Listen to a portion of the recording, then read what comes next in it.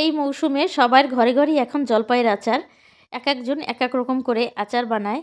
তো এই যে আমার সবকিছু রেডি। আসসালামু আলাইকুম ভিউয়ার্স, কেমন আছেন? আলহামদুলিল্লাহ আমি ভালো আছি। আশা করি আপনারাও ভালো আছেন। তো আমি তেল গরম করে তার ভিতরে ৫ ফোড়ন, আস্ত রসুন আর কয়েকটা আস্ত শুকনো মরিচ এগুলো দিয়ে একটু নেড়ে তারপরে হচ্ছে আমি দিয়ে দিলাম আ গোটা জলপাইগুলো। এগুলো কিন্তু কাঁচাই ছিল, এগুলো আর কি সেদ্ধ করিনি। সেদ্ধ করলে একদমই ভেঙে যাবে, সেজন্য আর কি সেদ্ধ করিনি।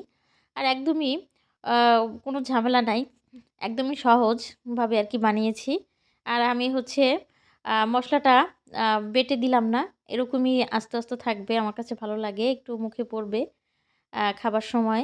এজন্য আর মিহি হয়ে গেলে ওরকম আর কি, আর সেটা তো আর আমি আচারের যেটা আর কি মিষ্টি আচার হলে এরকম বানাতাম। আর হচ্ছে একটু গরম মসলাও দিয়েছিলাম। তো এইটা একটু ভালোমতো আর কি ভেজে নিব এখন অল্প তেলে। তার পরবর্তীতে আবার তেল দেব।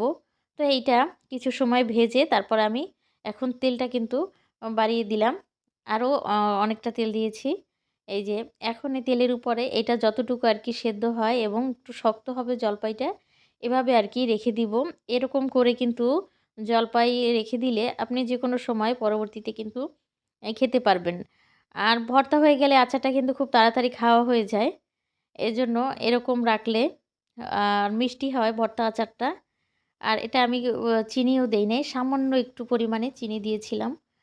আর হচ্ছে লবণ আর হলুদ দিয়ে কিছু সময় রোদে মেখে রেখে দিয়েছিলাম পানিটা ঝরার জন্য। আর তাতে এমনিতেই একটু শক্ত হয়ে যায়। এটা হচ্ছে ভর্তা দিয়ে যখন আমরা ভাত খাই তখন একটা জলপাইয়ের গোটা নিলে তখন ভেঙে, ভেঙে কিন্তু ভাত দিয়ে খেতে ভালো লাগে। আবার হচ্ছে ডালের ভিতরেও কিন্তু দেয়া যায়।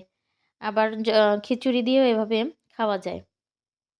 তো অনেক সময় ধরে এভাবে আস্তে, আস্তে মানে চুলার জাল একদমই কম থাকবে। মানে একদম কম তাপে এটা করতে হবে। তো এটা প্রায় হয়ে গেছে। এখন ঠান্ডা হওয়ার পর আমি এটা আর কি বোতলে রেখে দিব। এই যে আরও কিছুটা তেল দিতে হবে।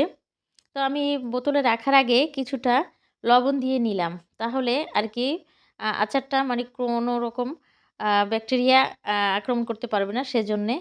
আর হচ্ছে এখন আমি বা আচারগুলো মানে দিয়ে দিচ্ছি, এরকমই গোটা থাকবে।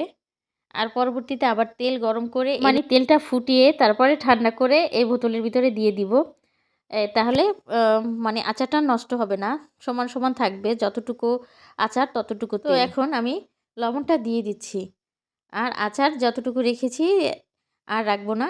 এই তো আজকে ভিডিওটি এ পর্যন্ত ছিল। কেমন লাগলো কমেন্টে জানাবেন। অবশ্যই একটা শেয়ার করে দিবেন। আপনারা ভালো থাকবেন, সুস্থ থাকবেন। আল্লাহ হাফিজ।